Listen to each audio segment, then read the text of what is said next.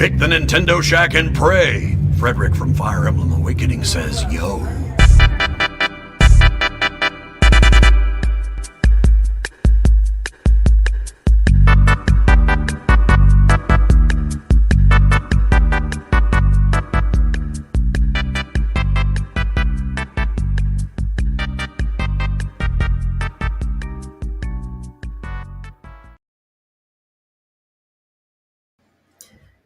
Greetings, Koopalings. Give me 1 second. My headphones just died.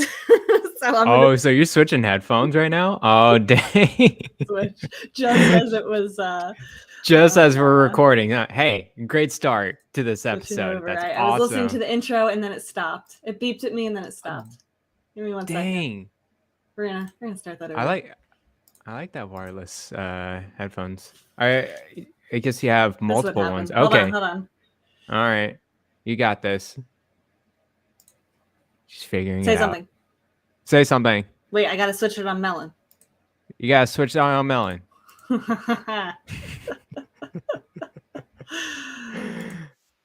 She got it. Is this it? Say something. something. Look at that determination. Say something. Ah, dang it. She almost got it. This one. Did I turn these on? Did you turn them on? Let's see. I don't think she did. Oh, let's see. Those are Logitech brand too. I think they're all dead. Oh, they're all dead. Can you go on speaker? Hold on. Dang it. Rebecca didn't come prepared for this. I was not prepared for this. I can't hear a single word that he's saying. It's just all planned out, for this last episode. She planned this out. Dragging it out. She's grabbing a charger right now. Hey everyone, how's it going? It's a fire truck right now, but that's okay. We can still hear you, Rebecca. By the way, if you're saying stuff, just letting you know. Yeah, you gotta love this fire truck. I do love that emoji, Gerald. I guess that's Rebecca's little Force Minish emoji with the little white mug and the fire in the background, like the puppy. This is fine. That is fitting right now for this show. Oh, she got a wire. Let's see if she figured it out. Hello? Hello? Hello? Ah, dang. I hope there's at least sound coming into those headphones. Hold on. Oh my You can hear me, right? Yes. We can hear you. Oh my god, I'm so sorry. This is so epic right here. I love it. You can do this. I believe in you. Guys, she is very determined to get this spare set of headphones work. Okay, I can hear you now. I can hear you now. Okay, you can hear me now. Great. It's plugged in. It's charging. Of course, this is the one time you're like, don't use Audacity, and now I've screwed it all up. I'm sorry. All good. No, I think this is great content. I just kept talking. You kept talking. It's like we were having a conversation for 3 minutes. It was all good. Wait, was Chad even able to hear me? Somebody said Chad was able to hear you. All of it. Okay. Yeah. Oh boy. Okay. We're good. Okay. Should I just reset and kind of just start? You could just go for it. Yeah. Whenever. Yeah. Okay. Greetings, Koopalings, and welcome to this week's episode of the Nintendo Shack Podcast.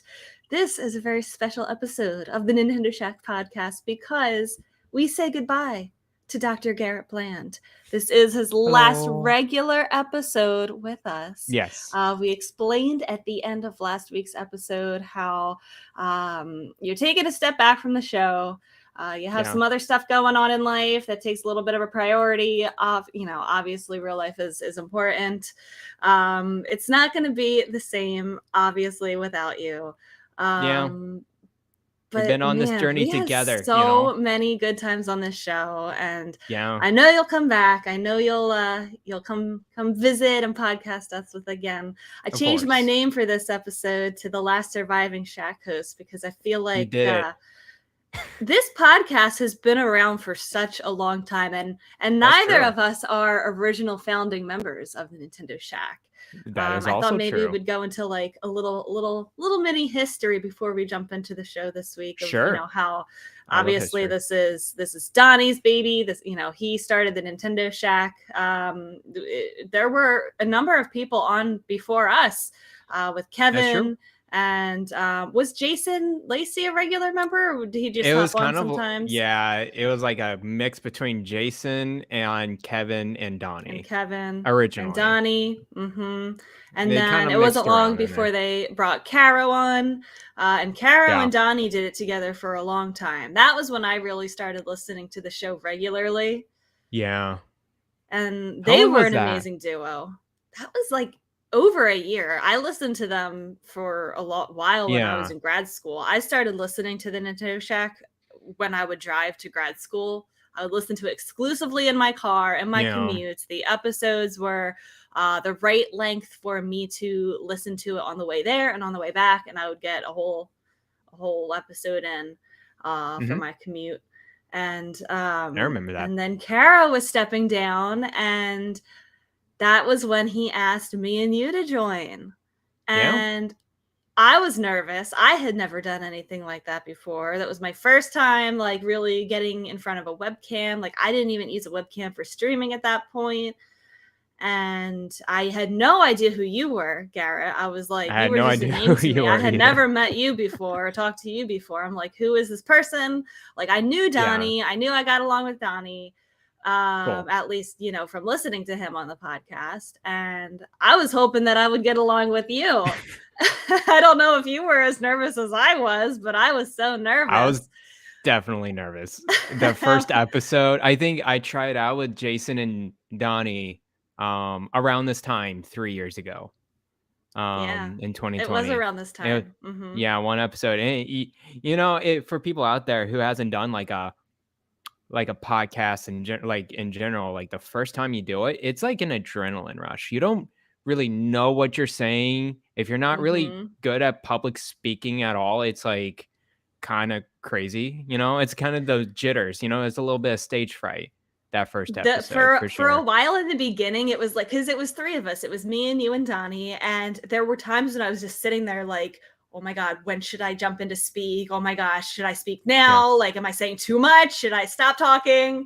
And it was scary, but I think, we were new to it, and we got better at it. And I feel like we really hit it off. I feel like we had, really good vibes with podcasting together. So much that Donnie, when he stepped away for a while, he trusted us with the show. That's true. You're just like, I'm going. This is good. Then it was then it was scary again because the Podfather was leaving his show, his baby, in our hands. And then we had a good run for a while with Elaine joining us. We had the three back, and those were good times. And then she had life happen and she stepped away, and now you're having life happen and you're stepping away, and I'm not having life happen. I'm just doing whatever I'm doing. But that's true. I think it just goes to show that, like, this podcast has withstood so much, and I feel like it's the people who listen to it that really keep it going. If nobody was here listening to it, like, there wouldn't be any reason to keep it going and pass the torch along. You know what I mean? Yeah. This show has been around the ropes for sure. And just to be clear, everyone, I'm not going to quite ghost off like Elaine did. I'm going to come back. I'll be involved with the Discord. Well, I'm just messing with Elaine. So you're still doing the RPG Cave. For anyone who needs their Dr. Bland fix, you can get it on the RPG Cave. If you aren't listening to that show, we can put it in the show notes this week. Sure. Just so to make sure that Ryan everybody has access to it. Ryan stole you. I can forgive him just this one time.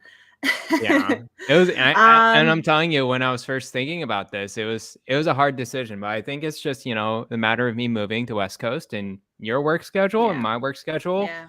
We both understand it is tiring to do this late at night for you. around dinner time sometime for me. And it's just like, it's rough, really. So I had to let something go, and I know the future of Shaq will be just fine without me. So, we'll share a little bit at the end what those plans for the future are.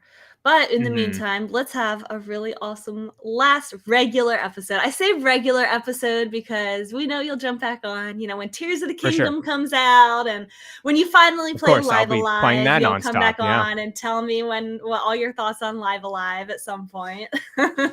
Hey, you know what? Keep tabs on that. I've been thinking, it was like the next. Here's the thing: the next Switch game I would get, like that's not first party new this year.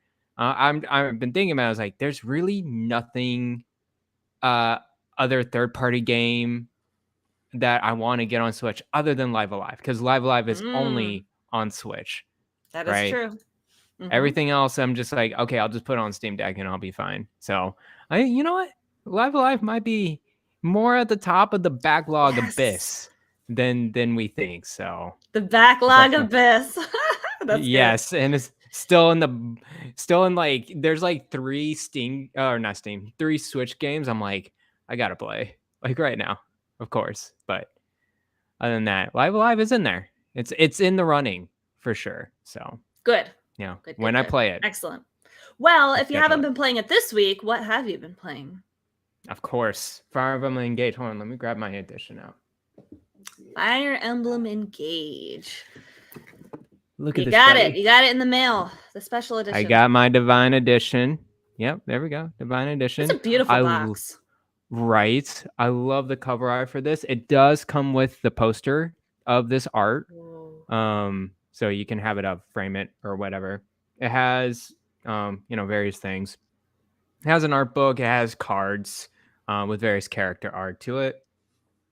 So on and so forth. Oh, it's here. It's in the back. Yeah, poster, art book, the steel book. Oh, gosh, the steel book.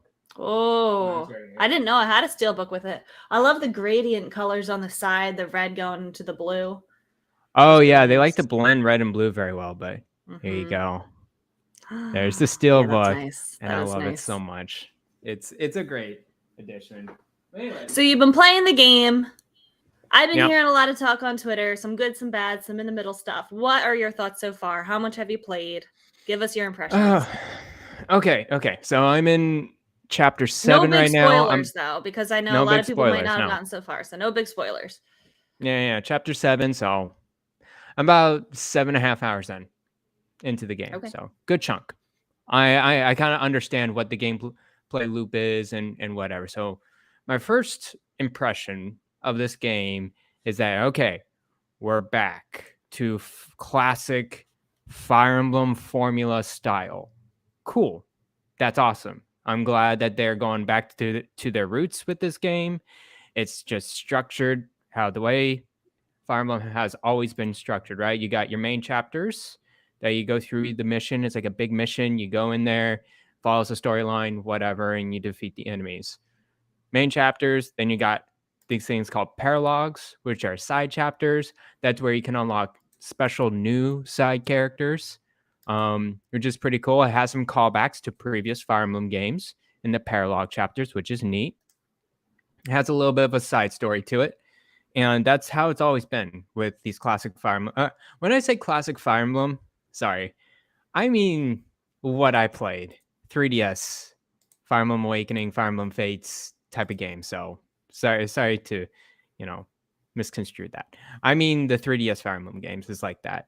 And then you got practice missions called skirmishes that randomly pop up in your map, which you can go there and just to train. It's not like a side mission or a main chapter or whatever. It's just a train. So that structure, that formula has always been in like Fire Emblem for like the past 3 or 4 games. That Three Houses completely botched, right? Because they were doing their own thing. So I'm glad they were going back to their roots with that. That's a good positive thing for me.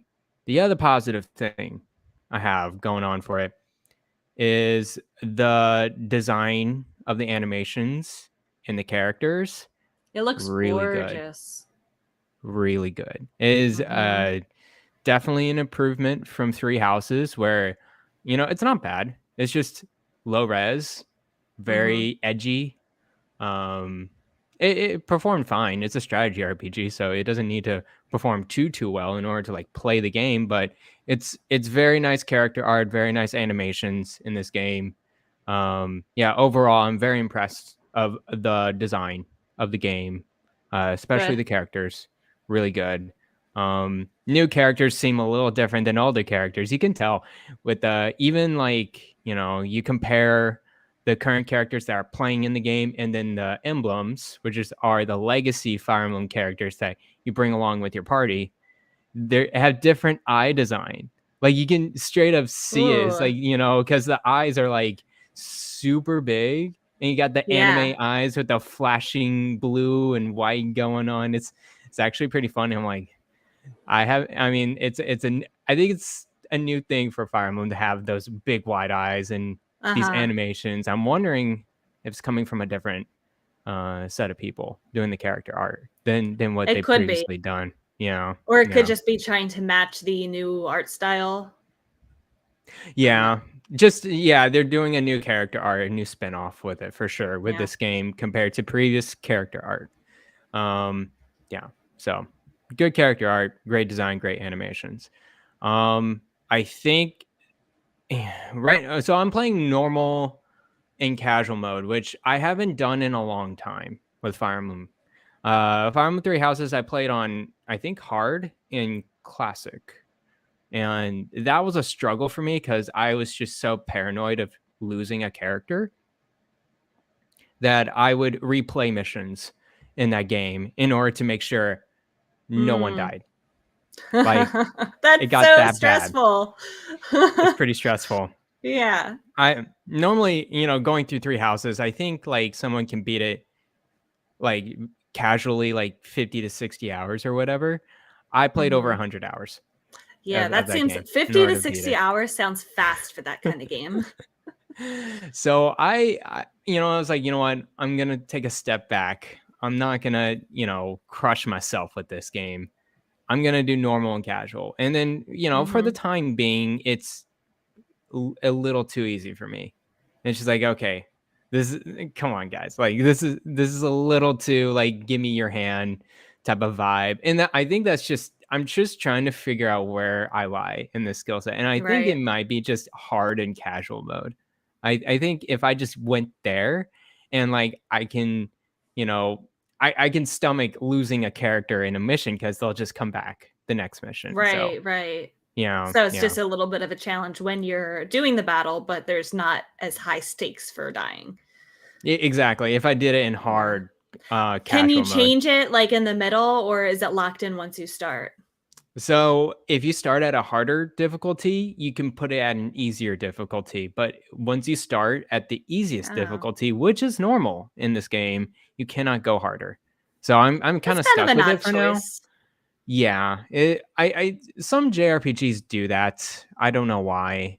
Fire Emblem's always been like this.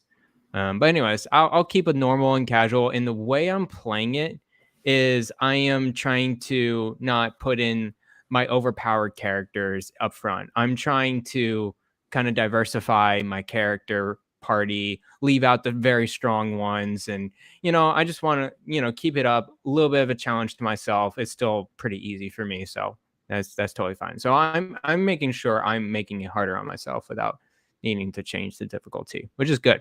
Okay.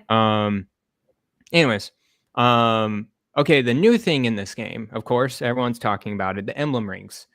And man, this is not a spoiler. This has been advertising for quite a while. The rings, these emblem rings, is kind of the centerpiece of the story. You kind of like the synopsis of the story is that you want to collect all the rings in order to make sure that the evil bad guys don't collect all the rings. And these rings, once you pair it with a main character, these legacy characters come up like Marth, Celica, Sigurd, so on and so forth. Those are like kind of the first three characters you meet. And then each of these variety characters have their set skills, and they kind of list it off. So like Marth is really good with swords.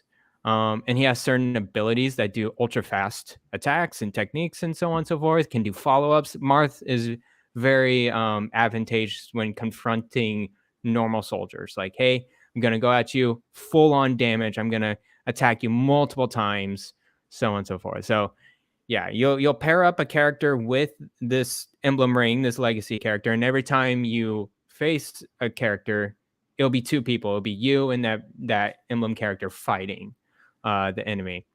And then you can do this special thing where you merge together. It's called Engage. And you can do this once every blue moon. It's like their superpower ability.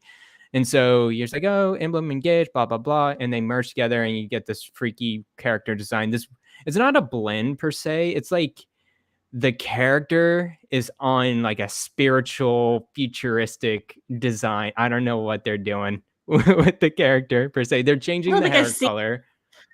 Yeah, they're changing the clothes and a little bit. It reminds me of Tokyo Mirage Sessions, where it's like a little like techie, futuristic vibe going around, like floaty things all around. Anyways, and then so the kind of the advantage of that is that you can take advantage of their super powerful ability, whatever it is, for each character. So, for example, Marth has this kind of this Fury Blade, whatever thing, and you do like 5 attacks to one character, and then there you go. Has buff stats and so on and so forth. And then so when you go out throughout the levels or whatever, and you continue to interact with one character with that emblem ring, you'll have this separate leveling system called the bond level. So you have a bond level between the emblem ring and the character. And then you want to bring that up so that you can do extra things like with that combination. And so like you can go back to your base, and then kind of the main thing is inheriting skills. So you can bring skills that's actually from the legacy character and permanently bring it over to your main character so that you can use that ring on someone else. Oh, okay. Yeah. So it's not limited to just like one pair, like you can do it with multiple. Yeah. You can pair the rings however you want with like any kind of character throughout. Like it's fixed within a battle, but like once you're preparing a battle, you can switch the rings however you want with the characters. Yeah. And so I think that's the main novelty behind this game. They always try to do this with Fire Emblem. They always try to figure out what is a way that the player can customize skills. Like how can they make their characters their own? In 3 Houses, it's recruiting different students. It's classes. Like there's so many different types of classes you can make within the party. I'm sure you can do this in Engage as well, but I feel like there's a lot more agency there with 3 Houses. And in Awakening and Fates, those two had actually the matchmaking system where you match 2 characters and then you create a baby. And that baby, I remember hearing about that. And the baby has a little bit of both skills here, It was actually kind of funny. I think they look back at this and like, okay, we can't do this again because it deals with the time mechanic, and we permanently match make heterosexual couples all the time. So how do we mix this up? And so I think there's just one way of figuring that out, is like having these emblem characters and then kind of try to inherit or transfer skills that you think would be advantageous or best for certain main characters that are in the game. So and you're finding that to be easy? It's easy. Yeah. I do enjoy all the special abilities around these emblem characters.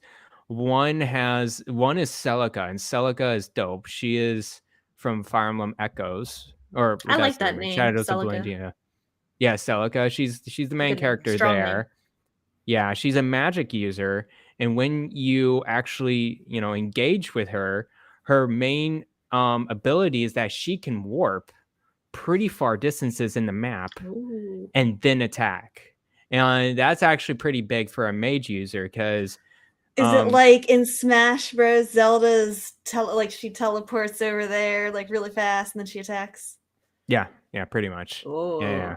Yeah, it's like super far distance, and then you can do like an ultra powerful attack to like hit like one night, because depending on the enemy placement, you can't get close to like certain vulnerable characters, but with that, it's like, oh my gosh, this is so powerful. So that was one big ability. The other one was Sigurd. He's able to like move a lot, so you can attack and then you can move after you attack, which is pretty big as well. So there's each character has its own flair to it, has their own set of skills. This is what I love about Fire Emblem Engage, is the strategy, the customization of the emblem rings and characters, and the design, and then the classic structure, the main missions and the side chapters. Yeah, how's the story? Great. Is like I'm curious about, like, with all of the characters coming back, like what is the story like? What is the premise? Yeah. So there's not much like lore behind these legacy characters. They just say, "Hey, I'm Marth. Hey, I'm Celica." It's not like they're know not part past. Of the story. Not really. They are just things. They're just rings. Okay. Yeah, and all the main characters like, we must get all the rings, and I'm like, oh great, okay, sounds good. The story so far. Spirits in Smash. Why am I making so many Smash references? I don't even play that game. Because there's so many Emblem characters in Super Smash Brothers. Oh, the connection's there. But anyways, the story is, yeah, it's okay.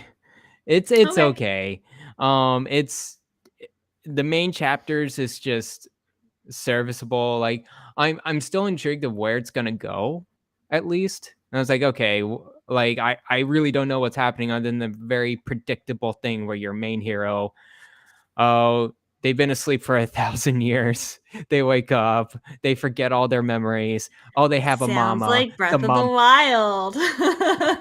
The mama died. Like all this, I'm just like, oh my gosh, this is. Sorry, I'm not going to too much spoilers here. That's pretty much the end of my spoiler territory. It is very predictable so far. I'm just like, okay, cool. Tell me about the animals you can befriend. Okay, yeah. Here's the things I'm very middling about. Is this is the base Somniel or Somni, something like that. It's like your air base or whatever you go back to, and you do a lot of your prep there, their bonuses. It's a lot of optional things there, but I don't like it because there's a mix of good usable things that you absolutely want to do before battle, and then there's things like, why is this even in here? So the animals, yes, after every battle, you can run around the battlefield, free roam. It's not like this turn-based thing. You can just free roam with your character all around. Mm-hmm. And you can get various little items throughout the battle, and then there are animals in the battle as well. You adopt everything that's there, including sheep, cats, dogs, I think chickens. And I know you're adopting every single one that you find. Yes, every single one. Good. Yeah, like I'm like, there's no kind of penalty if you had too many. So I'm just like, sure, okay, I'll take you guys all in. And then you go back to your base, and then you go to like the stable or whatever, and that's where you leave the animals there to just be there. And you can only set 4 animals out in the barn or yard or ranch or whatever. And then after every time you come back, they drop certain items for you. And these items are materials mainly for cooking. But I think there could be special items for other things. I haven't seen those yet, but mainly for cooking. And the cooking is kind of important because you kind of build relationships with other people similar to 3 Houses, where like you pick a character that's going to cook. You're going to, it's kind of fixed there, but you pick 2 other people that you're going to have lunch or dinner with. And then you pick the best, like the most recommended meal for that kind of set of people. But you need those ingredients, and those ingredients can come from the battle or from animals. So that's why it's there. It gives you bonuses. It gives you extra bonds and support between your characters, which you need later in the game. So that's one thing. The very things that I question, one of them is the strength training. I absolutely hate this thing so much. It's a mini game. It's a set of mini games, actually. I forgot like what else is there. I know there's sit-ups, and the sit-ups are a pain in the butt. What? I think there's push-ups, like running, something like that. But for the sit-ups, you have to do button mashing until this little bar goes all the way to the top, and then it goes back down. And then initially it's like, oh, this is kind of easy. The bar is kind of like going down pretty slowly. But as it goes on later and later, after each sit-up, it gets harder and harder. The bar gets like down faster and faster. So you have to, at the end, you really got to mash the button on the controller. It doesn't sound very fun after the first time, probably. No, and you don't get much out of it. You're like, oh, plus 2 HP. I'm like, nope, not doing this again. No. I'm good. So I'm not really big on the strength training. And then there's like various things around, like an orchard you go to pick up fruit. And then there's like Amiibo Gazebo, which is cute. It's basically where you kind of put your amiibo in, and they have that's an adorable name. I can't believe it took them that long to have something called that in a Nintendo game. Yeah, Amiibo Gazebo. That's what it's literally called. It's awesome. When I first read it, I'm like, I was crackling a little bit. It was pretty good. That could have been a whole game with Amiibo. That could have been Gazebo. Yeah. Amiibo, that would have been easily like, one of those $50 games. Yeah, you just come out physically. Put all your amiibo to work doing something. You know what? I would put like all my amiibo into like a little festival thing, decorate around, like a little sim game or something. Yeah, with a little sim game characters. around it. I liked it. And just have your own me. Man, yeah. What could have been? Could have done it Nintendo. That would have been good. You would have gotten my money. You got that, and then you got this. Oh my gosh, this cat thing. I forgot what it's called. I love cats. Well, it's this. Hold on. I have it on Twitter. Real quick, I forgot its name. It's like this blue cat thing. Oh, it's like it begins with an S. Oh, Sami. That's Sami. Sami. Yeah. Oh, is that not the same thing? No. That's the same thing. It's a blue cat. I think it has a huge head though. A dog. It has it could be a dog actually. Yeah, you may be right. Huh. Yeah, people say cat. I don't even know. I don't know. Anyways, you go to this thing. You either pet it or feed it, and it craps out like this currency for you. It's like fragments or whatever. So you literally pet it, it smiles, and then it just poops out fragments for you. I'm just like, sure. I love that. Okay. And you need these fragments actually for with your emblem characters, so they're kind of important. Like you kind of want to go to that thing and pet it and feed it so you can get as much of these fragments as you can. Man, other than that, the other major thing is that there's training in this airbase, and that's good because the training allows you to kind of level up your characters just if you need to. It's kind of like this automatic like leveling up system, and I enjoy it because a lot of the times in Fire Emblem, your low level characters, it's very hard to train them because you can't get them close to enemies too much or else they'll die.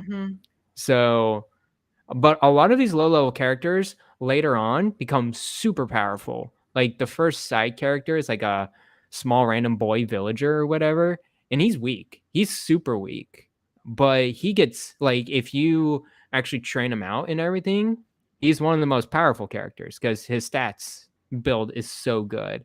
And so that's one way to like build kind of normalize your party a little bit, is using this training arena. Only a set amount of times you can do it during a visit, so it limits you, but it's still great. The last thing I want to mention is the Emblem Ring Room in this airbase thing. That's where all your emblem characters are. There's like 12 statues or whatever. Oh yeah, I've heard of that. Yeah, this is where you polish the rings, so that you got a little bit of Diamond and Pearl, Pokemon Diamond and Pearl action going on. I remember that shining our little badges on a touchscreen. You're doing the same thing, but basically you're just holding A, and then it just polishes the ring, and then makes you happy, goes up bond levels. I'm just like, whatever. And then that's where you inherit skills and so on and so forth. So okay.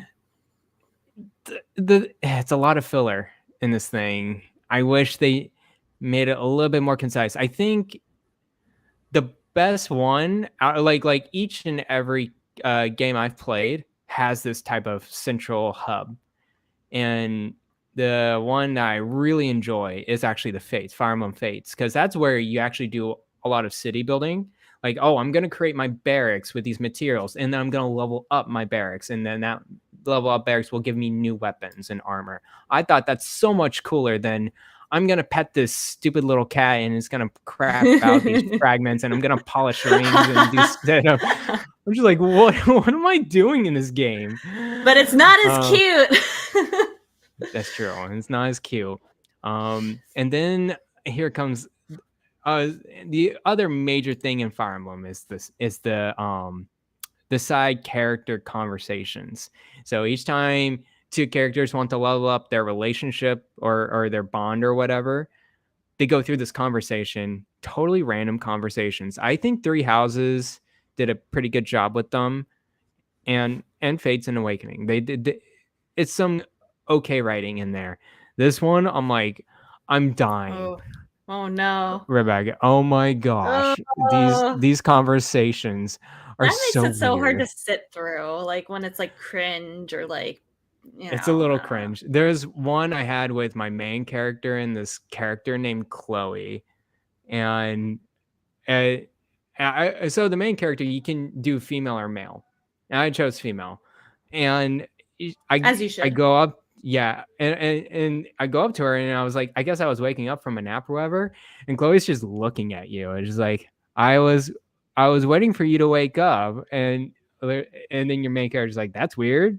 But okay, cool. And Chloe's like, I wish I had a bed next to you so I can just sleep and watch you sleep. And I'm like, I wonder how much of it is like translated too literally from Japanese, and it's just kind of odd.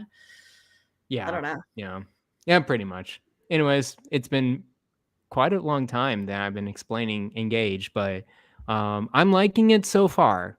There's some things I really enjoy, and some things I'm like, why did you want to put this in there at all?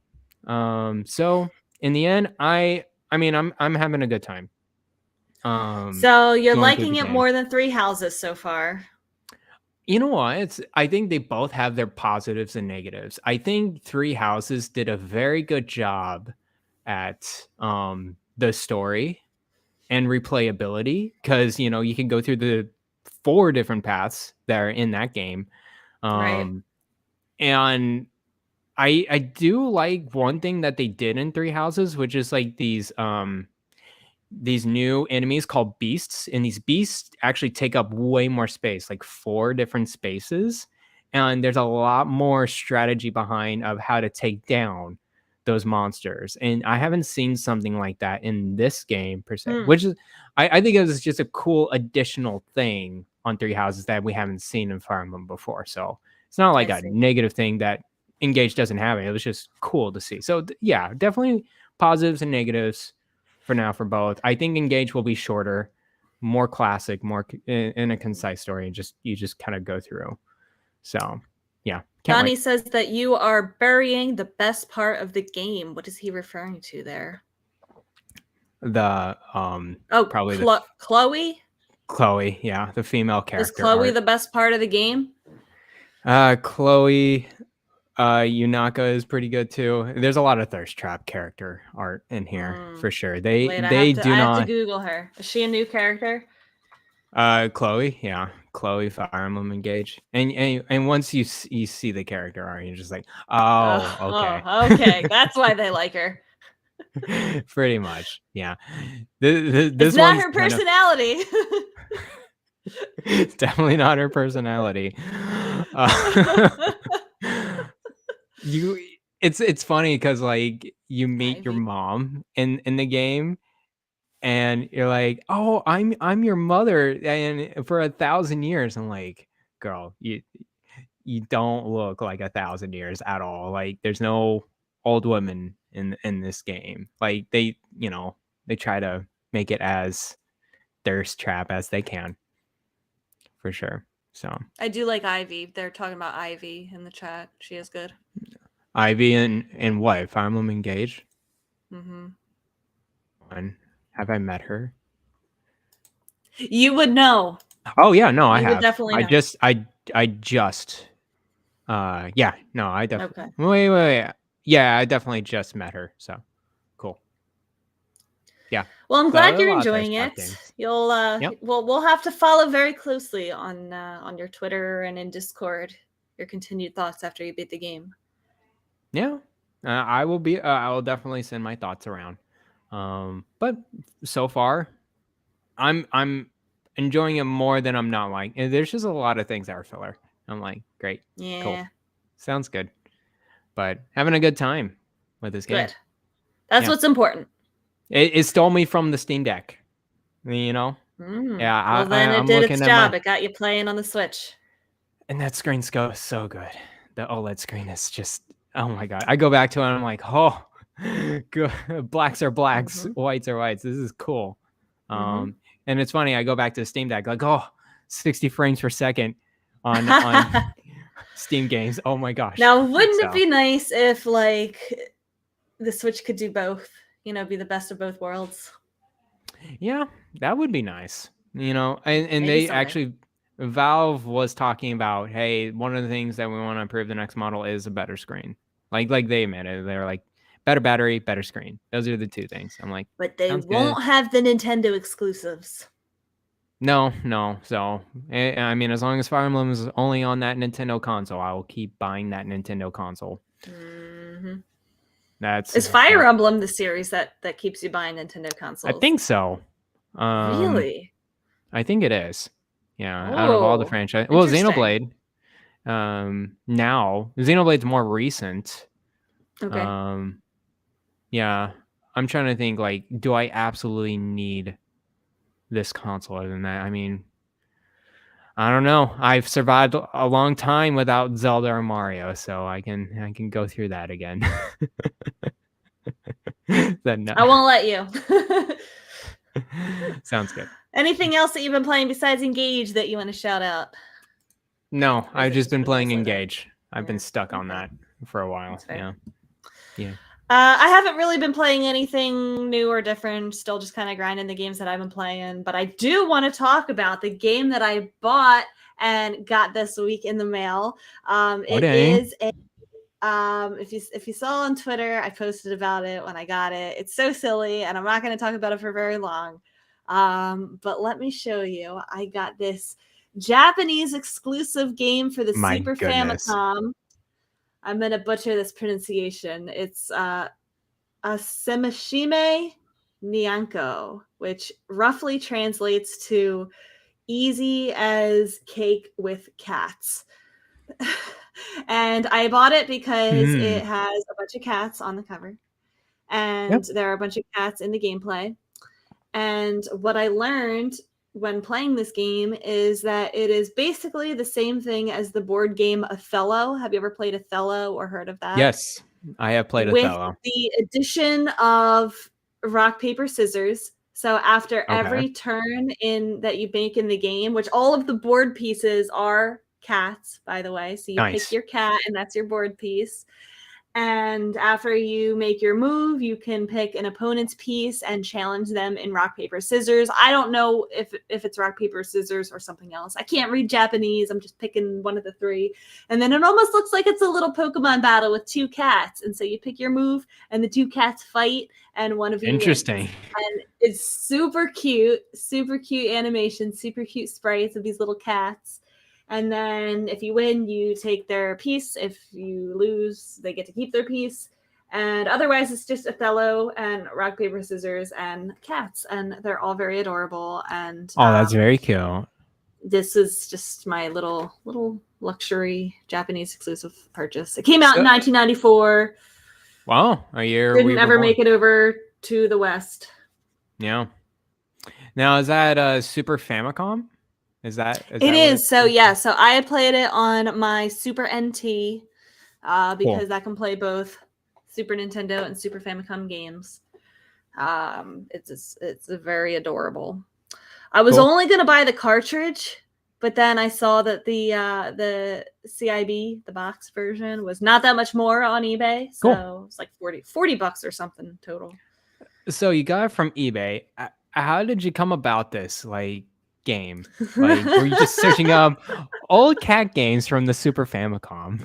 I'm gonna be honest. I was making a list of every cat game on Nintendo consoles.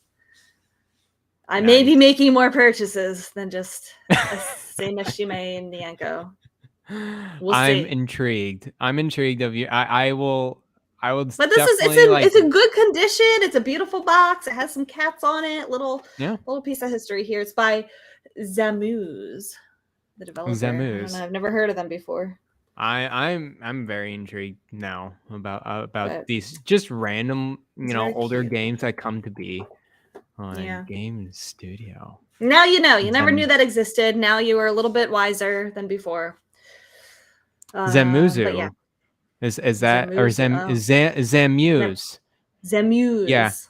Yeah. They published several obscure Japanese games, and they were defunct in 1995. Probably for good reason. I mean, it's not bad. Would it have been worth full price back in the day? Probably not. I would akin this to something like Clubhouse 51 Games, but there's one game with cats. Yeah. It looks like I'm trying to look at the other things that they've published, and I can't. Don't recognize anything. No. One is the Atom Boy character, that one. No, I don't know. No. Is it Atom Boy? Atom Boy? Astro Boy. That's it. Astro Boy. Wasn't that a movie? Yeah, it was a movie, and it's just a fictional hero. He's known as Atom in Japan, so they developed one of those games. Mighty Atom. Yeah, Astro Boy. Okay. So there you go. That's one cool thing that they did. A little bit of history there. In any case, let's jump into this week in Nintendo. Sounds good. If you are ready to do so. Yeah. A lot of happenings. I feel like it's picking up. We didn't get a Nintendo Direct this week. I was really thinking that there would be, coming hot off of Fire Emblem. Yeah. But there are rumblings, but things are happening. First off, we finally got our GoldenEye 007 coming to Switch Online. We knew that it was coming. We didn't know when. I feel like Nintendo kind of stole Microsoft's thunder with this one. It was announced the same day that they were having their Xbox showcase. And I feel like that was probably going to be one of the things in their showcase or announced around the same time. Nintendo put out, their little announcement, GoldenEye is coming to Nintendo Switch Online. And then immediately after, Rare tweets, oh, yes, and it's coming to Game Pass too. By the way, I haven't gotten a chance to jump on and play it yet. This is a game that I did not play growing up, but was beloved to a lot of people. I'm hearing two sides here that it's either a beloved childhood classic, I love this game, I love playing split screen with my friends, or guys, this game didn't age as well as you think it did. I got two things. One is why is the control scheme like this on the Switch? Yeah, tell me about that. What is going on with that? I think it's the dual motion, right? So you can't use the camera control on the right stick or something. You have to you use a button or a trigger to shift, right? That's how it was in the original, wasn't it? Because there are no dual stick on the N64. Right, but you go over to Xbox, they have automatic dual motion, they have that automatically implemented in the control scheme. Whereas this one you have to remap, or else you need to play on the N64 controller to make it feel okay. That's why people were like, "Oh, I need to buy an N64 controller because of the control scheme so wonky." Did they change any of the controls in the other N64 games? I know there's a couple other shooters on Switch Online. I'm not sure actually I don't know. on that one. I'll have to try it out. Like I said, I never played That this was the game main growing up. complaint I saw from Donnie and other people is Now I did see a side by side of what it looked like on the N64 and what it looks like on Nintendo Switch Online, and I don't know why or how, but it looks a little bit nicer on Switch Online. I don't know if they cleared up some of the textures or what, but it looks a little bit crisper. It looks a little bit better. I'm gonna try it out if nothing else than to just play the online multiplayer with friends. Now wait, I didn't know that this was going to be the case, but is it true that you can only play online on Switch? You can't play it on Game Pass. Why? That's correct. So they do it's actually a weird reason why they do it. In Nintendo Switch Online, the way that they do online multiplayer is that they trick the emulated games that it is actually local multiplayer. They just do a port forward and they're able to ping it out to other people, and then boom. It was like it's a super easy fix. If it's an emulated game. So why can't that happen on Xbox? I think it's not an emulated, straight up emulated game. It's not like an emulated package. It's just it's just the skill on the console. So you have to connect it to Xbox Live. You have to connect it to whatever in order to make it go through. It's a super hacky way why Nintendo Switch has online multiplayer. No joke. So it's not like it was some kind of deal or whatever. It's not a deal at all. It's just like a flip of a switch. It's like actually just Nintendo only has the capability because it just so happens to be the emulated version. Yes. No joke. Like it tricks the emulated games that it's local multiplayer, and it's just a central thing that kind of blows for Game Pass players though, because I feel like everything that I've ever heard about this game is that it's only fun with multiplayer. All right, and I'm sure you can still play it locally on Game Pass multiplayer, but I mean, everybody plays online now. Yeah, pretty much. Donnie says that the Switch default scheme is one stick. You can turn on dual sticks in the game, but then it maps the sticks in reverse. You then have to go into the system settings and manually switch the sticks. Well, I guess my question is, sure, I guess it's nice to have the dual stick, but that wasn't in the original. So if you're trying to just get the original experience, why would you even need to change it? Sure, and that's for you. A lot of people, though, first-person shooter. Okay. We don't want to do that anymore. Yeah. Anyway, will you try it at all, GoldenEye? I will. I would try it on Xbox a little bit, but I'm not aching towards it. I think the big thing behind this game was actually the back in the day is the first-person couch co-op thing. That was going on. Everyone had memories of I remember going to a sleepover and playing GoldenEye for 8 hours or overnight, or it's one of those games, right, where you play with your friends, and it has that nostalgic feel instantly when you have that couch co-op feel, for sure. Yeah. Did you say you did do that as a kid, or you didn't? No.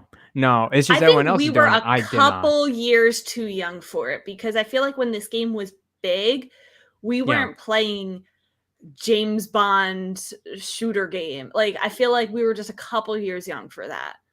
Had we been older children or preteens or teenagers, we would have had that. Yeah. I think we're a little. Yeah, I think you're right. We were a little too. But I'm willing to try it. I'm willing to try to go through the single player, if it's short, but I don't know. Yeah. I would rather play a classic role-playing game rather than playing a classic first-person shooter. That's just me though. So yeah. Okay. The next Splatfest and Splatoon 3 was announced, coming off of the most recent one earlier this month. This time they are asking, what's your favorite type of chocolate? You're choosing between dark chocolate, milk chocolate, and white chocolate. Garrett, I know you're highly invested in Splatoon 3. What team are you picking? Yes. Dark chocolate. It's no Respect. question. When I saw the 3, I'm like, this isn't easy. easy decision for me. I love dark chocolate so much. It's like if anytime those three are out there, dark chocolate is the one. I like bold taste. I love coffees that are black or less milk or whatever. I love beers that are a little bit more on the hoppy side. I've just always been like this. So yeah, definitely dark chocolate for sure. I like all three. I know a lot of my friends are picking milk chocolate. I think that's going to be easily the most popular team. I think that's definitely going to win the popular vote. I also think that's going to be the team that the most children join. I think it's only going to be like adults on the dark chocolate side, just because I feel like kids don't like dark chocolate. I feel like there's no love for white chocolate. A lot of people are saying, ew, gross, white chocolate, disgusting. I like white chocolate. Justice for white chocolate. Just putting that out there. Justice for white chocolate. Don't say that out loud everywhere else. Just that's a little. What? Yeah. I like white chocolate. It's funny because white chocolate's not even technically chocolate. It's just, is there any chocolate in there at that point? I don't think so. It depends on what, like, I guess what kind of chocolate bar it is. I don't know. I don't think it's know just either. milk and sugar, to be honest. It might be. You. It might be. I think it. Yeah, I think it might just be. I'm gonna Google this. I'm glad it goes around.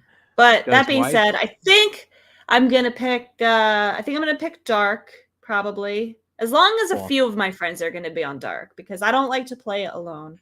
My problem with, like, I would pick milk with all of my friends, but my problem is if that's gonna be like the overwhelming popular team, I don't want to be playing milk versus milk. You know what I mean? Like, I feel like when you pick the most popular team, you play a lot of mirror matches. So I think there's not going to be a lot of people picking either dark or white. So that's why I'm leaning towards those. Listen, you can't say that what I said was bad, because Nintendo didn't think this through. You know how you get those titles when you're leveling up your rank? Yeah. People are going to have a title that says white defender, white champion. Like, they'll have to put chocolate in there somewhere, right? But I don't think they are, because you're picking between dark, milk, and white. You're not picking between dark chocolate, milk chocolate, and white chocolate. You're right. So yeah, you're gonna be dark defender, dark champion, white defender, white fiend. Like, that's terrible. That is so bad. So you're also going to be shooting white ink. Think about that. You're going to be shooting brown ink. Think about that. Well, dark chocolate's purple. It's the mayo situation. It's the mayo, and it's just like, yeah. I think they're all white ruler. Okay, it's gonna be a white ruler. Like, it just sounds so. That's so bad. That's so bad. But anyways, to rectify though, will white chocolate actually have chocolate? It doesn't have any cocoa powder or cocoa solids, but it may contain cocoa butter. So there's some may contain. Yeah, it's not guaranteed. It's not guaranteed. So dark chocolate's healthy, apparently, in moderation. Apparently, in moderation, yes. Dark chocolate, very good. It has more caffeine, so good for you. Good for the heart, good for the soul. Just pick dark chocolate. All good. Yeah, that's probably what I'm gonna pick, but we'll see. It starts on Friday, February 10th through Sunday, February 12th, which is the weekend right before Valentine's Day, which is probably why they're having this chocolatey theme. Yeah. That's true. Okay. Do you think the Direct will be before or after the Splatfest? That's a good question. Yeah. Let me trying to pull up my calendar here. It's not working on my computer. It's 2 weeks. Well, 2 weeks. I think it might take place right before it. If it's not next week, I think it'll I don't really see it being after that. I feel like that's February 9th. February 8th or 9th, something like that. At the latest. If it's not this upcoming week, I think at the latest that's when it'll be. Yeah. Sounds good. Good call. Thunderful announced their next SteamWorld game called SteamWorld Build. It's coming out this year. It's a frontier city builder. You can play a demo now on PC. They also said that 3 other SteamWorld games are in development. They put out a lot of games. Wait, Thunderful? Is that who develops it? So Image and Form originally develops the game, and then when I was looking to this, I felt like Image and Form, I don't know if they're separated or with Thunderful in some capacity. I'm sure people in the chat know, but I think they're handing out the SteamWorld IP to other studios within the Thunderful publishing. And yeah, that's why they have so many projects in the cooker right now. I don't know too much about this. I didn't really see this announcement, but one of my friends was saying that they were very hyped for it. What do you know about this game? Yeah, I haven't played the demo, but I do love city builder related things. I did like, oh man, what's the City Skylines? I think that's what it's called. Yeah. The Epic. Oh, and it's just everywhere. But I played on Epic Store, and I'm originally a civil engineer by heart in undergrad. So I love building things. I love building all sorts of land, foundation, attractions, houses, and you go down to the utilities in that game. So it's actually pretty lifelike. It's really cool. It looks a little bit more cartoonish than that, which is great. It looks super fun. I know people are really digging it on PC. I'm curious how the controls are on Switch. Typically with city builders and stuff like that, it doesn't go around navigating too much compared to the PC, but that's okay. I'm interested. I love the SteamWorld IP as well. I love SteamWorld. I played everything except for SteamWorld Dig 2. And I was partly way through SteamWorld Quest, which was the card game. I need to go back to that for sure. But right now the SteamWorld games are on sale on Steam, and they may be on. They're always on sale on Switch as well. They're great games. SteamWorld Dig and Dig 2 are great Metroidvanias. SteamWorld Heist is a great 2D turn-based kind of game that's kind of cool. And then SteamWorld Quest, right? Is that what's Quest Hand of Gilgamesh? That's the turn-based card game RPG. That's super cool. Every time they make a game, it's super different. And I think they do a really good job. So we'll see how it goes with these other games. I will say they take a very long time to release these games. I don't know if I would get attached to the 2023 release date there, because I remember I took SteamWorld, was it Dig or what? I took one of the SteamWorld games. Which one came out most recently?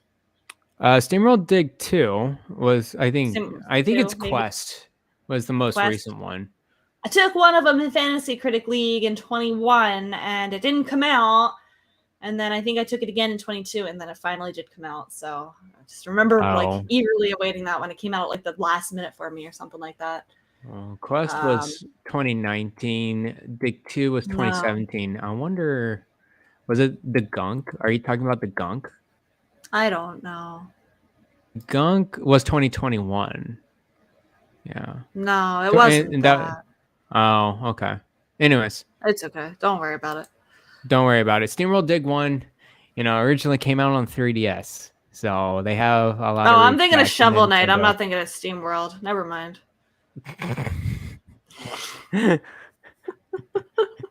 Forget I said anything about that. Hey, they're both indies. They came from the 3DS, so... The SteamWorld Build will probably come out this year. No worries about that. I still would love to get... I gotta hand it to... oh man, Yacht Club Games with the Shovel Knight IP. They never put their games on sale. I've noticed that they rarely put their games and if they do, it's 15% off max. They really guess they don't need to guard. I've been eyeing Shovel Knight Dig and their other Shovel Knight games because they seem really cool. And then it's just off for $2. I'm like, okay, I guess I'll wait a little bit more. But now I'm just when are they ever gonna go on sale? They don't. Hey, ever you go on can sale, go. Do you know the yeah. website Deku Deals? Yeah, I know Deku Deals. Yeah. Yeah, I'll, if you're not sure, you can go on there. What game were you talking about? SteamWorld what? or Shovel Knight Dig. So you're thinking SteamWorld Dig because it's Shovel Knight Dig. That's probably what I thought of, to be honest. I don't know. I don't play either of them. No, you're right. Shovel Knight Dig has gone on sale exactly once. It went on sale from $24.99 to $22.49. Yeah, that's it. And a half. And then meanwhile, Ubisoft's like, all right, we're gonna cut 70% off after a week. Yeah, they've been really safeguarding that IP, which okay, cool. And then I'm very excited for me another Hollower. Yeah. Oh, me too. Yeah. Me too. It's gonna be cool. I also did really enjoy the gunk as well, Donnie. He shot that out. I did play that last year. It's very different than the SteamWorld games. It's like kind of this own little 3D platformer type of deal going on. Very fun. Out on Game Pass. Cool. I know there's lots of excited fans of the fitness boxing series that got some good news this week. Fitness Boxing 2, I didn't even know there was a sequel, is getting 3 paid DLC packs. Who plays this? You're getting EDM workout, rock workout, nature stages. Mario Party Superstars is left in the dust. Garret, this is a Nintendo IP? I didn't even realize Fitness Boxing was a sure Nintendo. It is. Okay. Fitness Boxing 2. We're all prepared with this. Yeah, it's okay. Good for Nintendo. They know where the success Who wants this? is. Who's playing this? Some people must have been playing this if they're continuing to bring out stuff. EDM workout. I'd be down for that. It's just all this techno going on. And you're just like pretty dumb. I didn't know there was a second one. Legends gets a release date. It's coming out April 18th. Moving on swiftly from Fitness Boxing. Yes. Tell me about this. So this is a cool game that's, it's coming out from Microsoft Xbox, and it's actually coming from a studio that hasn't messed with the Minecraft IP. I forgot what it's called. It's a very like up and coming one, but it's like, think of it's kind of like Diablo, Minecraft in the sense it's isometric, but there's a lot of like collaboration involved with other party members with your base, and there's a lot of minions involved. There's a lot of things going on with this game. There's like PvP and PvE action going on, so nothing to do with building really. It's just an action-based game, party-based game set in the Minecraft universe. And I really did enjoy what they did with Minecraft Dungeons, which is, I think it's also on Switch, which is just that's the actual Diablo inspired game where you go through dungeons and you go through and do repeated actions with your character and their skills and level ups and whatever. So they're just trying to do different things with Minecraft, and this one looks really cool. It's coming from the Xbox Developer Direct, and it's also coming out on Switch. I'm glad that they are. 18th. So yeah, I think it's cool that they're doing all these spin-offs with Minecraft because, I mean, let's be real, Minecraft is not a game that would ever get a Minecraft 2, like a sequel, because they keep updating it. It's like one of those never-ending games. I think they'll update it till the end of time, but they're able to milk this IP a little bit by putting out so many spin-offs. So I think that's cool. Mm-hmm. Yeah, I agree. Remnant from the Ashes was also announced for the Switch. It's coming soon. Yeah, I just put this in there because I find it so funny that these third-party developers, they're like, oh yeah, there's a Switch. There's always one more platform we need to port over. And that's the Switch. And this one, I guess they just, have an opportunity to make more money. There's another way. Why not? Support's good. It's interesting because Nier Automata, I never thought it would have a Switch port. But it does. But they did it.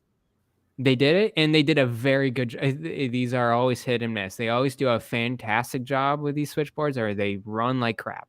And they did a very good job with Nier Automata. So we'll see how this one goes. This game's kind of cool. It's like, it's just a third-person shooter, kind of looter type of deal going on. Very typical, but it's good with your friends. It's, it's good to go through it. It's a kind of a mindless game. So, check it out. Neat. Whenever coming out. Yeah. Okay, I have a little bit of issue with this next one. There's a rumor floating around that Mercury Steam is working on a new 2D Metroid. This is supposedly coming from Nash Weedle, the same Spanish Twitter user who supposedly leaked Metroid Dread. When did that leak? I don't ever remember Metroid Dread leaking ahead of time. I thought that this was like, I thought that was something that was like way out of like left field. Like, oh my God, they brought it back. I don't remember that leaking. I could be wrong. I don't ever see, I don't see every leak that's ever happened. But I don't remember that one leaking. I don't remember specific. Well, I think I remember us talking about it. Like, hey, Mercury Steam, rumor is developing a 2D Metroid game. And it just kind of makes let's be real. Everybody can guess that. They remade Samus Returns. If I told you that Grezzo's working on a new 2D Zelda game, I'm not a leaker. It's just a good guess. Yeah, that's true. No, I agree with you. So, hey, I don't know. Take this with a big grain of salt. Metroid Dread did fantastic. I wouldn't be surprised if Mercury Steam is working on another Metroid game. Like, come on.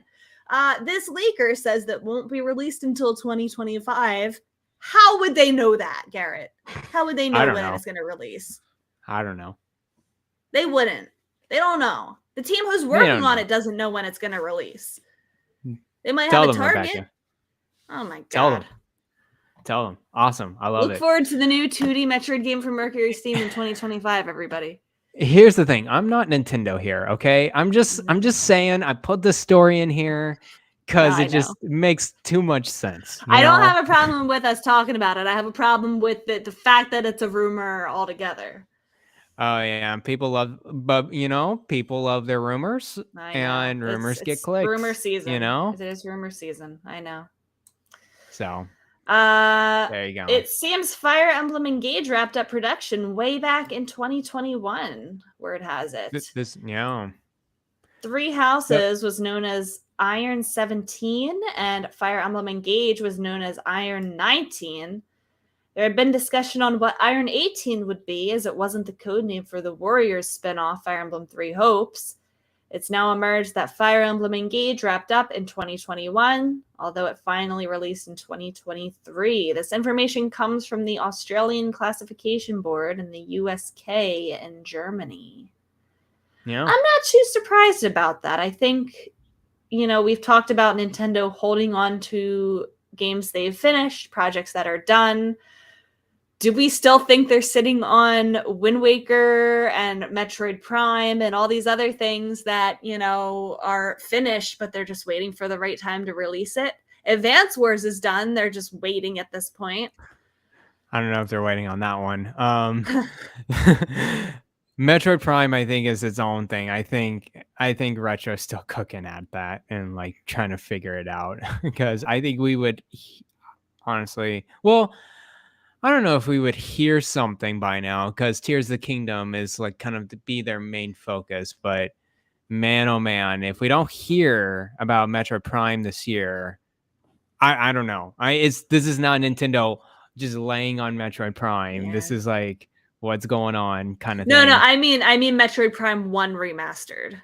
Oh, I get it. Okay. Yeah, I understand. They're not sitting on Metroid Prime 4. I agree with you. This project wrapping up in 2021 is not too surprising at all. Especially because, when I'm going through this game, it's not inspired by Three Houses at all. It's like really inspired by Three Houses and Fates, which is the other previous Fire Emblem games. So I'm sure they had teams and people overlap, but I'm sure both of them were kind of separately going on at the same time. Yeah. I agree with you. I think the next Fire Emblem game will come sooner rather than later. It's not going to be. It's crazy to think that Three Houses came out 3.5 years ago, because I think of it as a recent game, but it came out pretty far. Probably the farthest it's ever been since Fire Emblem Awakening in the game before then, in the States at least. Because between Awakening and Fates was 3 years, and Awakening was just this one game. Fates was 3 games, just all wrapped up together. So they cooked these games pretty well. So I won't be surprised if it comes in within the next 2 years. Well, yeah, if Three Houses was 17 and Engage was 19, there is probably an 18 sitting there somewhere out there. And I hope it's a remake. I hope it's like one of those Fire Emblem Echoes. Wasn't there a rumor a while back that there was a remake for Fire Emblem that they were working on? Yeah. There was a rumor. I was like, hey, there's a remake going on. It was kind of blended with Engage though. Like Engage was totally leaked. It was like supremely leaked. Yeah. Like here's our Pepsi person right here. That's the one. Donnie just said genealogy of whatever of the hope. Yeah, that was another rumor, but that one's very small. It was a small rumor and it didn't come around. So maybe that's I would 18. be very excited. Yeah, it could be Iron 18. Doesn't mean you have to release it. Yeah, I would like other Fire Emblem games though. I would like Radiant Dawn, the GameCube and Wii game. I would definitely like, because those games are shut in that platforms and they are super duper expensive. So you got to be a pirate or got to be really into the into the business there, the collection there. So yeah.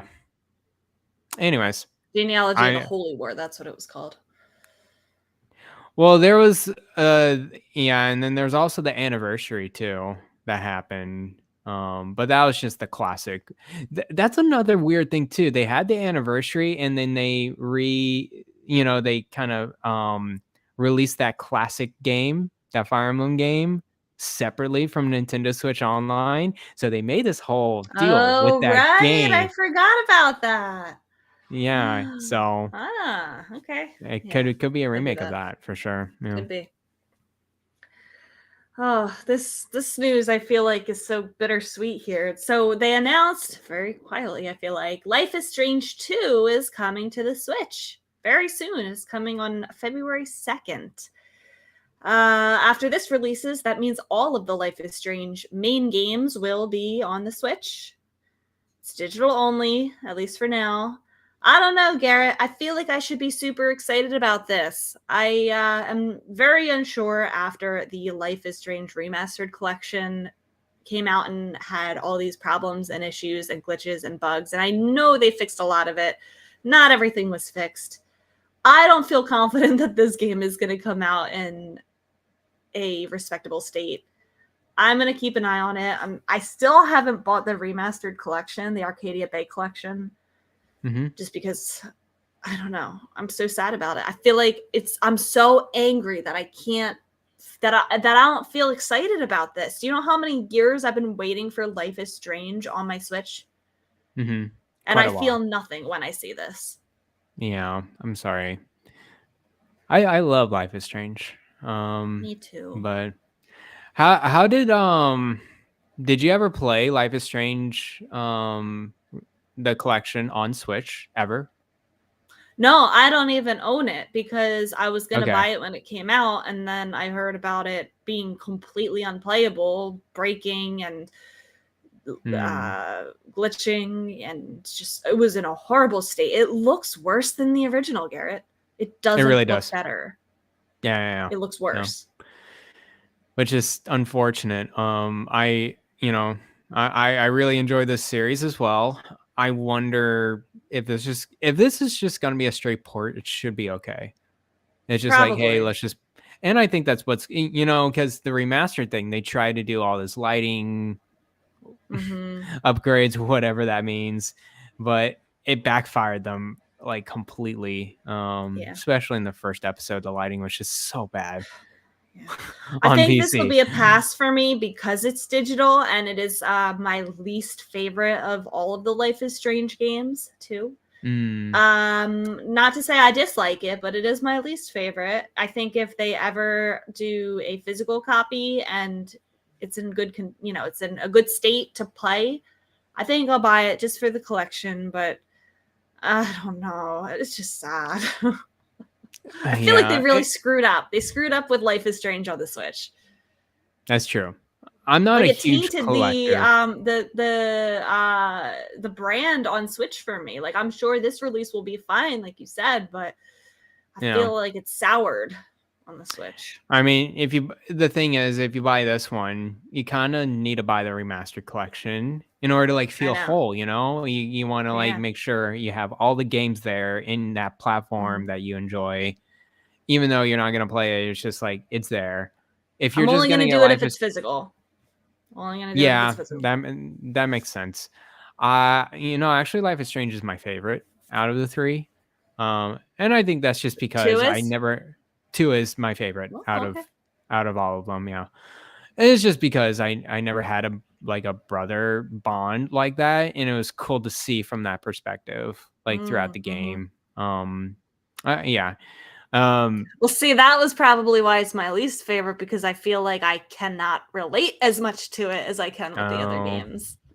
I can relate to having a best friend, and I can relate to, the stuff in the other games. But this reminds me, Rebecca, you should play As Dusk Falls, because there's a lot of inspirations from Life is Strange. Is that the one that just won the Games for Impact last year? I think so. Yeah. Yeah, I got it. It's a really good one. On my list. Yeah, it's Life is Strange without the magic, and it's just making decisions, very grounded stuff. I can get behind that. I won't get Life is Strange 2 on the Switch either, because I got a Steam Deck. Why do I need? I don't need any third-party game anymore on the Switch. All right, that's gonna wrap up this week's news in Nintendo. One last time, let's head to Shack questions directly from you, starting with a question from Liz Allard, who wants to know, what's one gaming opinion that you two will never agree on? I thought about this question. You did? What'd you come up with? I don't know. Like, I think, we have our favorite franchises, that's too easy. You love Zelda, and Zelda's your number one, of course. Do you like roguelites? I'm not really a fan of them. I'm not big on roguelites, actually. Like, not too much.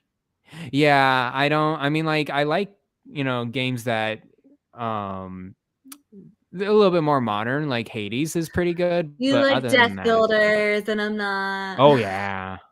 We could go through all that. But I'm just wondering if we had like a huge disagreement on something. Me and Donnie have a lot. That's true. The thing is, I always understand where people are coming from, type of deal. So it's just like, okay, yeah, it's whatever. I think probably the biggest thing that, like, it's not just like a preference thing that we disagree on, is like the importance of performance of, like, at frames per second, and like, things like that. Like, I do not care if it's not affecting my gameplay. Like, and I feel like we're different in that. Like, to you, it does affect your gameplay. To me, it like, does, it has to be bad for me to even notice. Yeah, and I think we don't really see eye to eye on that. Like, you're like, oh, Age of Calamity is unplayable, and I'm like, it was just fine. Yeah.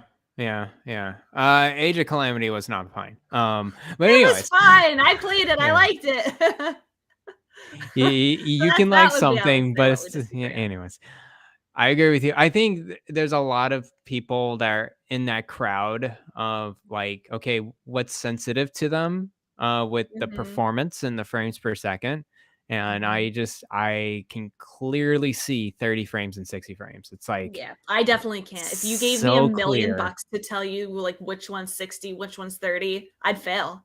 I might get it No, right you won't. if No, I no, no, no. 50-50 If you had, chance. Like, have okay, you, not maybe not if it was side by side, but if you showed me one, like if you just showed me a video, like of gameplay, like a video of gameplay, and told me to tell you which one it is, I would not be able to tell you. Okay. With That certainty. makes sense. It can be pretty tricky actually if it has motion blur to it. Motion blur, it kind of blurs in frames a little bit better for the 30 frames. But anyways, yes, I like to have my at least my action games and like anything with movement like have a little bit more clarity and Yeah, 60 there's stuff frames where is it good. Yeah. matters. I don't think Yeah. the frames dropping in Pokemon Scarlet and Violet mattered. I think there were many worse things about that game than the frame rate. That's Many true. worse things than the frame rate. Oh, there's a lot of other performance issues than stutters. Oh It yeah. was draw But I don't yeah. distance, Oh yeah. the Yeah, I think those polygons. Oh my gosh. we can agree on that stuff. I do not agree about the frame rates. Yeah. And then and another thing is I'm not married to the Switch. I just think the Switch is just it's holding by a thread to me just because of first party games. That's really it's I just think it's kind of it's embarrassing where the spec wise where the Switch is. I'm just like that Nintendo. I know you're Listen, making it's a money, so you device don't care, from but 2017. Like it's embarrassing. it Like was I great at can't. the time. I can't. That's where we disagree, Liz. Yes. Jay wants to know, will Mario Galaxy 2 ever release on the Switch? Would you prefer Galaxy 3 or Odyssey 2? That's a good question. No, and Odyssey 2. Oh, just pulling it out. All right. Shut down Galaxy. I see. I will agree with you. It's gonna be a no for Galaxy 2 just because they It would have released happened by Mario. now. It would have happened. It would have happened. And would I prefer Odyssey 2 or Galaxy 3? I would prefer Galaxy 3. That's me. Odyssey was fine. It's a fine Mario game. I guess that's another thing we don't see eye to eye on. Galaxy is fantastic, though. Galaxy is sure, yeah. at the time it was fantastic. At the I'm sure time. it didn't age. I don't know how it aged. I didn't play it recently, but it's one of my more favorite Mario games.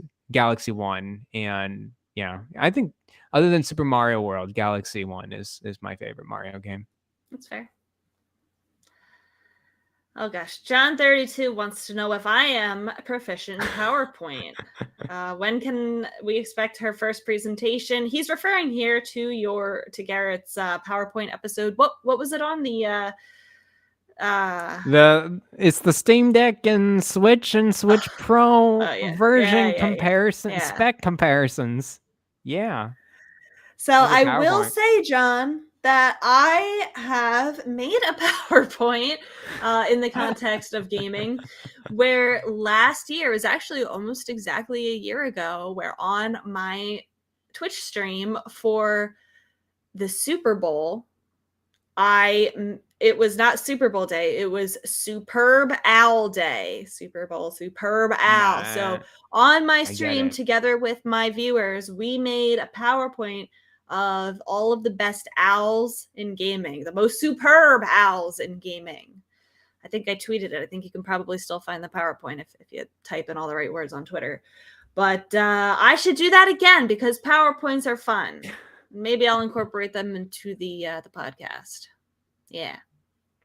There you go. PowerPoints. Gotta love them. Although they're not great with Melon. I guess you just do screen share. You should be okay. Yeah, maybe. Can't do the animations in presentation mode or whatever. All right, we have some questions specifically for you, Garrett. if you're ready for them. I'm G-Man ready. wants to know, is your final episode on Shack, regularly, by the way.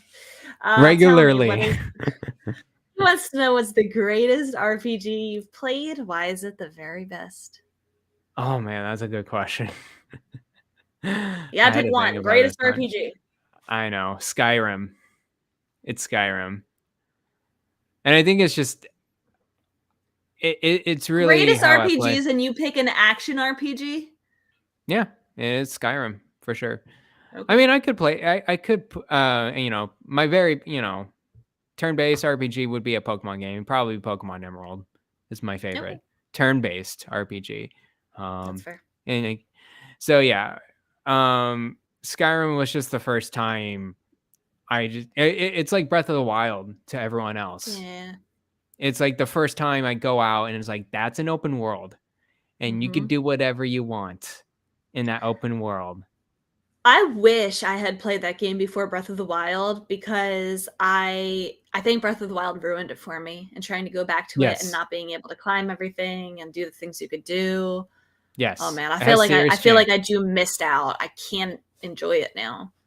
Yeah, it has some serious jank to it, but I love just the sense of wandering, and then all the RPG elements in there where, you know, you can use a skill, whatever it is, and you level up that skill as you use it. I love that system, and I can't believe it's not used in other games other than MMOs, really. I hope Avowed comes back and does that again, but you don't really see that often anymore, that leveling system. And then of course the crafting and the blacksmithing and the magic and the quests and going to different guilds and rooms or whatever. Actually, so in the last episode I did in the RPG cave, I pitched a Game of Thrones RPG. That's Skyrim. Oh yeah. I would just be all over it. I love Game of Thrones, like getting into the lore and the different clans. It would be so dope. I thought that was what Elden Ring was going to be like when they first said that George R.R. Martin was involved. Like, I didn't think it was going to be Game of Thrones, but I thought it was going to be more like that. Yeah, and it's definitely not. It's a Dark Souls open world game. It's just that George R.R. Martin created the lore, and you can see how he did it. He put in a lot of effort in the character naming and the kind of the relationships around it within that world. But for people that know From Software, they do just very minimalist storytelling or whatever. I want give me Game of Thrones IP with Skyrim. Let's mash it together. You go with any house you want, and then that has benefits and consequences to your character if you join a house. And I'm like, come on, like that's like perfect. Anyways, yeah, Skyrim is probably and you're catching me on a day. I'm just saying Skyrim. I can say Pokemon Emerald. I can say Persona 4 Golden. I can say Witcher 3. That's another very, very top one. I'm trying to think if there's like other ones that really shout out to me. Those are the ones top of my head. Chrono Trigger. Well, Chrono Trigger is great. It's a great game. I wouldn't say it's like, oh my gosh, it's my masterpiece, top favorite or whatever. Okay. It's really good. It's a good top 10er. How about that? It's good. Chrono Trigger is good. You heard it here, folks. It's good. Better than Zelda.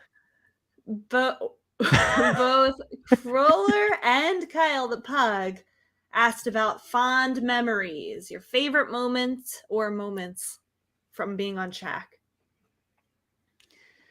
Oh man, fond memories. That's I mean, we got a lot of memories. 3 years is a lot of time. We did a lot of things in these Shack episodes. I think the one that really sticks out to me is when Donnie didn't have power. The Halloween episode. Yes. The Halloween episode. That's what I was gonna say. That was so funny. Because I think that was like one of the times where like me and you were like this. I think that was our first year And so we'd only been doing it for a couple months. And I feel like me and you were trying so hard to like keep the show professional and keep it running. And like Donnie is like, he cuts out or no, he wasn't even on it. Like me and you were running it. Do you remember? Yeah. And yeah. we're like trying so hard. I think it's our first show without Donnie, and he just like hops onto the episode like without us even knowing, and it's like dark and like you just see his face like lit up with a phone screen. He's like, I'm here, guys. He's like this with his phone, so you just see his like chin. He's like, I'm here, I'm out of power, but I was here like trying to. No idea he was gonna try to jump on the show. And we were still using OBS at the time, and I was trying to fix the shapes because it cut off our stuff because we didn't situate it for having a 3-person group. You have to know that Halloween, for anyone who doesn't know, hopefully you do by now, that Donnie's favorite holiday is Halloween. He gets super into it. He loves the PSVG Halloween shows. Yes. So he was determined to make it.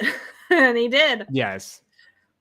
So that's one fun memory. I think the other fond memories I had was when Elaine was here. There were some episodes I could not stop laughing. I think there was like one time where we just like were laughing for like 3 minutes straight. straight up, like we were just giggles. Yeah, contagious giggles. We were all just like just stupid jokes between each of us. Those were good times, for sure.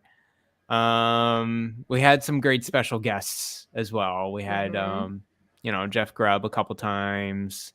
We had plenty of other people come by the shack, and it was super fun to have them on.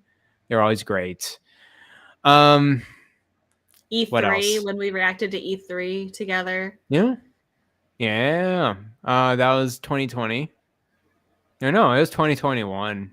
It must have been because 2020 was closed off. That was when Metroid Dread was announced, when we got our first like real look at Tears of the Kingdom, like that first like bigger trailer. Yeah, that's true. Yeah, lots of good memories. Carlos wants to know, do you listen to podcasts? If so, which are your favorites? I do. And I used to listen to a lot of gaming podcasts like a few years ago. I just don't have time to listen to podcasts. And no, I'm not going to be a snub and go listen at 2 or 3 times speed. I can't. I just need it to be at a normal pace for me. So I keep it very limited. I normally support the indie podcast scene out there. Of course, I listen to PSVG, of course, every now and then. I listen to, of course, Carpool Gaming every now and then as well. There's many shows over there. They do a short form, so it's actually easy for me to go through. But yeah, I do. I do listen weekly to Last Stand Media, which is Colin Moriarty's show. He was the ex IGN person, ex Kind of Funny person. He went over, did his own thing with gaming, and I always like his analysis with the co-hosts there. They do a good job. But it's weird. They do all PlayStation focused. I'm not a PlayStation gamer, but their conversations are very good. Like they always, they have a lot of views I disagree with. Like every time they lay it out, I disagree with a lot of it, but at the same time, they respect other people's views. Like they'll listen and try to respect. Okay. Yeah. It'd be boring listening to a podcast that you just agreed with everything. I feel like you listen to podcasts to like hear different ideas and kind of hear what other people are thinking. Yeah. And then they have their Xbox component as well, Defining Duke with with those guys over there. I listen to them quite often, and that's my capacity. Like I tried to listen back to Kind of Funny. I tried to listen back to other things, other major gaming podcasts. I can't. I just don't have time. Yeah, I also want to. You shouted a lot of really good ones there. The only one I want to add is that I enjoy is the last of the Nintendogs from Oh Jeff right, Grubb yeah, and Mike from Minotti. Jeff If you Grubb. like other Yeah, Nintendo podcasts, they do a really good job each week. yeah. I love Jeff and Mike. They have a good vibe every time. They do a couple podcasts together, like Yeah. pretty much anything gaming that you like, they do something for it. Mm-hmm. Yarden says, a small but very interesting part of you being on the show has been following along with your professional journey the past few years. Graduating, becoming a freaking doctor. Can you share anything with us about what lies ahead for Dr. Bland? Oh, yeah. Well, thank you, Yarden. Yarden's always been very supportive of us, and I'm glad to have him in the community and everyone else too. Like everyone in the community is so supportive. I It's know we have crazy. so many people that listen every single week that put in Yeah. questions every single week. It is like I said, this show would not happen if it weren't for listeners. So we Yeah. love it. It really is. Like a lot of people shout out and voice out and text out and whatever. And we see all of it, we see it every week, and it And really brightens. we know there's listeners who aren't in the chat who are Yeah. listening, a couple days later, on their podcast feeds and whatnot, who we have no idea who you are, but we appreciate you because you listen every week. Yeah. So thank you very much, community, because as Rebecca said, we wouldn't be here without you guys for sure. But yeah, you're right. It's weird because I graduated and took on I've been on a journey for the past 3 years, major things. I got a PhD and then in Pittsburgh, and then flew over to San Francisco where I started a postdoc over at UCSF, UC San Francisco, for 1 year. And during that time, I think I don't know if you know academia as much, but once you're in, let's say, a postdoc or a research or whatever, they kind of want to direct you towards academia, which makes sense, right? It's a research position. They want to make sure you're going down that path. But I really have seen that path, and it's my personal view. I know a lot of people out there very passionate about research. It looks very daunting. It looks very it's hard. It's takes a lot of effort. A lot of writing grants, a lot of rejections, it's more focused on trying to get the money out there and funds and grants rather than doing the actual research. That's just my view. So I looked into industry, and now I'm gonna be working at a biopharmaceutical firm. So yeah, it's weird because I don't know if you know this, my undergrad and master's degrees all civil and environmental engineering. So that's all about building, water systems, water treatment, landfill design, air pollution control, stuff like that. Then I went over to did a PhD, and I was a lot more into environmental chemistry, more about data analysis. So a little bit more specialized in that area. And now I'm going into the biopharmaceutical firm, which is completely different too. But I'm very excited because the things that I've learned, like, it's really the data science and data analysis skills and how I applied and solve research questions. That's why I want to, use that in industry. And I'm going to be in the research section. Versatile your skills are, that you can apply to such a broad range of things. Yeah, and I think people always say, "Oh, you get so specialized with a PhD," and you do. You become an expert in that specific thing that you're doing, but at the same time, you are proving everyone else, "Hey, I know how to look at a problem and try many different ways to solve it and come up with different hypotheses and experiment and test and go through that process. And I think that's what's a huge benefit from the PhD, even though it takes a lot of time, it takes a lot of effort.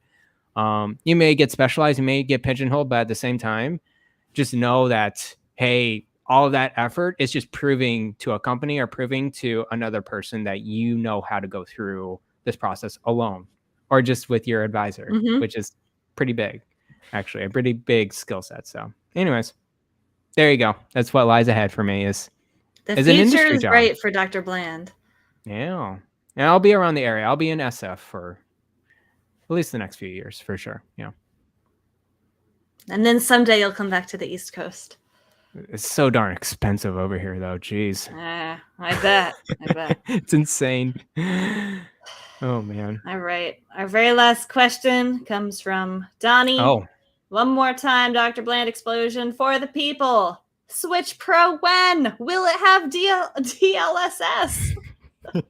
Garret promised to go on and on and on about this one. Folks. Yeah. Well, all right, guys. Let's take our time here. Crack in the back, and we got the no. we got the table here, guys. All right, no, I'm just kidding. I'm messing with you. The PowerPoint. the spreadsheet PowerPoint. Oh, geez. Oh man. Okay, Switch Pro, Switch 2, or whatever. It will be honestly, I don't know at this case. It will be, I think, announced in 2020. Man, I really don't know. I think it'll be announced 2025. I'm thinking because they're boosting production right now for Tears of the Kingdom. Maybe next year they announce it. You know it's 2023 right now, right? Yeah. You think 2 years before they announce it? Well, because it feels like they're skipping this mid-generation stuff. They're just gonna go to the next thing, and it's gonna be a Switch 2, and they want to drag this out as much as they can, and they've been proving that for the past 3 years that we've been guessing a Switch Pro. So why not? It feels so far away. Yeah. But if you think about it, we've been talking about the Switch Pro since 2021 or even before that. 2020, I think we were even starting to talk about it. And now it's 23 and it's been 2 or 3 years. What's another 2 or 3 years? Yeah, I know, right? So I mean, I wouldn't be surprised. Definitely not this year. There's a low chance it gets announced next year. If it's anything, it would be a tease. Anything. And that would be late. They're not going to 2024 because then people will stop buying the Switch. That's another thing too. That's why I'm thinking it'll be 2025. Yeah. Could be right. They're boosting production on the current Switch, so why even think about this releasing? So that's what I'm thinking. Announcing 2025 and releasing 2026. That's what I'm thinking. Okay. Bold. DLSS, maybe. I think it's possible. If it's easy for NVIDIA to implement it, why not? And Nintendo's like, cool, an easy way to make our games look better. Cool. I'll do that. And now it'll just be as easy as that, really. And it's just an upscaler, really, if you think about what this thing is. It's just a smart way to upscale your image at a cleaner way than just straight up blowing up your image. That's all you're doing. So,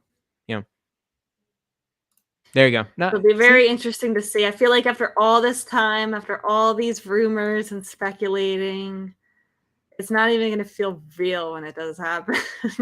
Like what are we supposed to talk about anymore when they come out with the next Switch? I don't know what's going to look like. I mean, it's going to be weird. I imagine this, I just imagine it's just, here's the Switch, right? And they just put a little extra Nintendo 64 third arm going on below and just like, oh my God. Or it's going to be something that you attach to the top of your Switch so that it has a dual screen and they're just going to call it. Oh no, I would be so down for that. Switch DS. the Switch DS. Yes, please. I would love it. Oh boy. Well, you have to promise something, Garrett, that when it does happen, when they do come out with a Switch revision announcement or a Switch Pro or a Switch 2 or whatever it is, you got to come back on and talk about it, okay? Yeah. Speculation and all. Hardware specs. Let me tell you, I'll be there explaining every little detail to you, Rebecca. We need it. I promise we absolutely need it. You got to tell me why it has all the FPSs, and I need to tell you why it's gonna and then compare it to other handheld devices. It's crazy how many handhelds there are now. It's gonna be the Switch 2 with like a better battery life, and it's thinner. Oh my god. don't kill me like this. I would not buy that thing. It'll have a stylus this time. It'll have a microphone and a every camera. Every time I say I don't want to buy something, I buy something. I just need to stop saying I don't want to buy it. Anyways, yes. Anyways, Garrett will be on for that. Yes. I know a lot of people are wondering about the future of Shaq now that Garrett is going to be stepping down, taking some time. I was going to share, but then as we started the show, the new host messaged me and said, actually, wait, don't reveal it all yet. They said, wait, so I'm going to respect that. But I will do a little tiny tease. Hopefully they won't mind that if you are very well acquainted with the very ins and outs of the PSVG community, if you're in the Discord, if you really are just have been a long time listener, you're in there chatting, you might know this person. I don't think this is a total stranger. It shouldn't be, I think, for the hardcore PSVG fans. But that's all I'll say. The other thing that I will say is that we do plan, me and the new host, to record at a different time than Friday nights. I know that was one thing that was a little bit hard for me and Garrett to come to terms with like a time and day that worked, because I know the weekdays were better for Garrett and then the time was not so good for me. It's a little bit late here on the East Coast. It's already past midnight here. So we are planning actually a Sunday morning time for recording. Interesting. It's not set in stone yet, but I think that's what we're thinking, cool. Podcast over a cup of coffee kind of thing.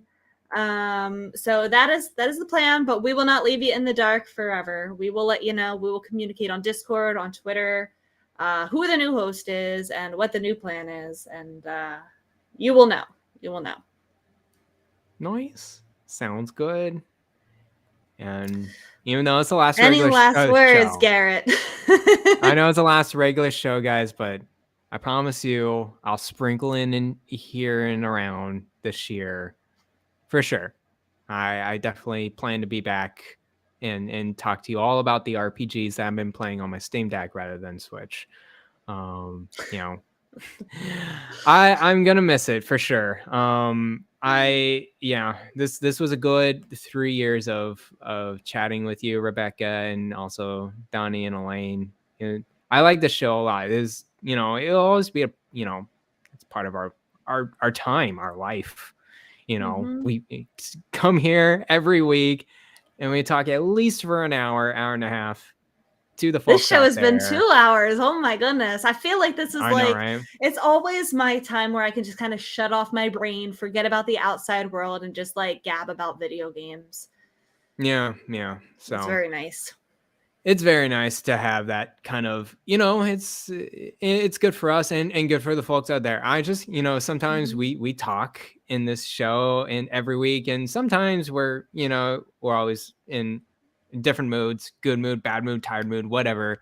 But every time someone out there is like, hey, thank you for brightening my day, or just like even talking about the show in general, like just talking about it, it's just like, oh my gosh, people are listening. I know, it brings people are listening together, and you will still be part of that community, and I think it'll You're not going anywhere. We'll still be able to Not- bother you.